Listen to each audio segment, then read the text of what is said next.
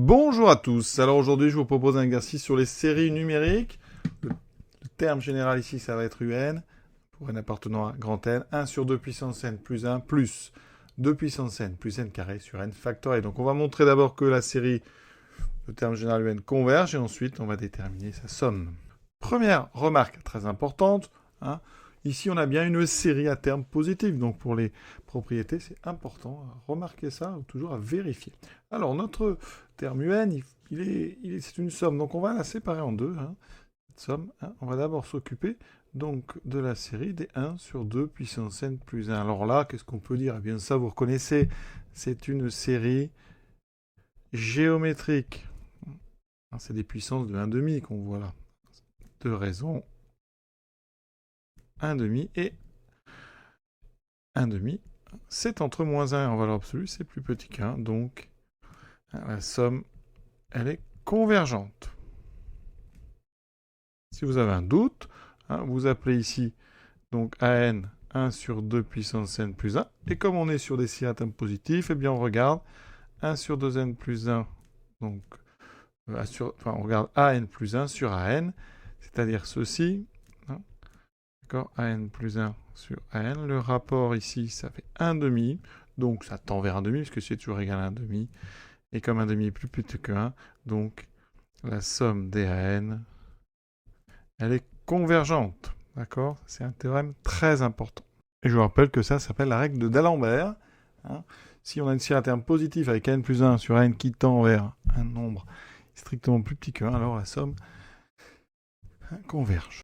Alors, deuxième partie de la somme. Donc ici, on va appeler Bn. Tout à l'heure, j'avais mis An. Donc là, je vais prendre Bn. 2 puissance n plus n carré sur n factoriel. Je le sépare en deux. Ça donne ici ceci. Bon, alors, ce qui est intéressant ici, c'est qu'il y a une partie de la somme qu'on connaît très bien. La somme des 2 puissance n sur n factoriel. Ça, c'est quelque chose de connu parce qu'on a sur n factoriel. Ici, on a 2 puissance n. Donc ça tend vers quoi? Alors quelque chose d'important, la somme des 2 puissance n sur n factoriel pour donc n allant de 0 à grand N, et bien ça, quand grand N tend vers plus l'infini, ça tend vers quelque chose de très connu, vers exponentielle carré, parce que ici, plus généralement, si vous mettez un x à la place du 2, et bien ça tend vers exponentielle x. Et à connaître, c'est très important. Donc ici, ça converge, et même ça, la somme, et même la somme pour n supérieur ou égal à 0, donc de n égale à 0 à plus l'infini, vaut exponentielle au carré. Donc, somme converge. Première chose. Deuxième partie. Alors, pour le n carré sur n factoriel, il y a plusieurs façons de gérer ça. Une première, ça serait de l'appeler donc Cn, et on va réutiliser le critère de D'Alembert. Cn plus 1 sur Cn, c'est quoi?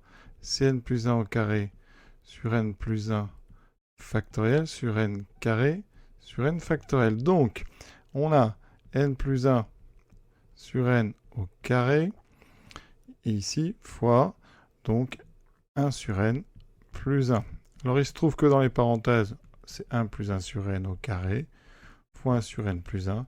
Et vous voyez que ça, eh bien, ça tend vers 1. Et donc, ça tend vers 0. Donc, ça tend vers 0. Donc, critère de D'Alembert, sur les séries positives, donc, la somme des n carré sur n factoriel, elle converge. Voilà. Donc vous avez la somme de deux séries convergentes, donc la somme des Bn converge. Donc effectivement, la somme des Bn, donc n carré sur n factoriel, cette série, elle converge puisqu'elle est somme de deux séries convergentes. Ensuite, on avait déjà un premier terme dans n qui était terme d'une série convergente, donc effectivement, la somme des UN, c'est une somme de trois séries convergentes.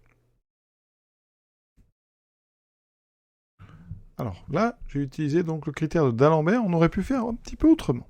Ici, j'aurais pu factoriser par 2 puissance n sur n factoriel. Je fais apparaître un 1 plus ici n carré sur, vous voyez, 2 puissance n. Or, n carré, eh bien, c'est un petit taux de 2 puissance n, puisque n carré sur 2 puissance n tend vers 0. Donc, ça veut dire qu'ici, eh bien, vous avez quelque chose qui tend vers 1. Donc n tend vers plus l'infini.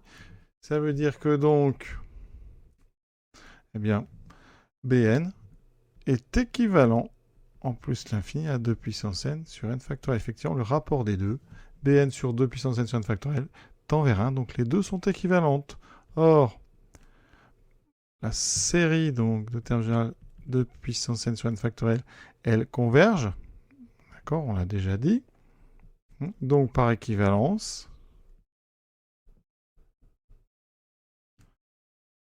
eh bien, la somme donc, des Bn, c'est-à-dire des 2 puissance n sur n carré plus n carré sur n factoriel, elles convergent aussi. Vous voyez, comme ça permet de rappeler une autre propriété. Quand des séries à termes positifs ont des termes équivalents, si l'une converge, l'autre converge. Passons maintenant au calcul de cette somme. Alors, on va découper ce calcul de somme en 3. On va d'abord donc faire la somme donc, de k égale, alors on ne peut pas mettre k, je vais mettre n, de n égale 0 à l'infini, des 1 sur 2 puissance n, plus 1. Alors on peut factoriser par un demi ici, donc ça donne ceci.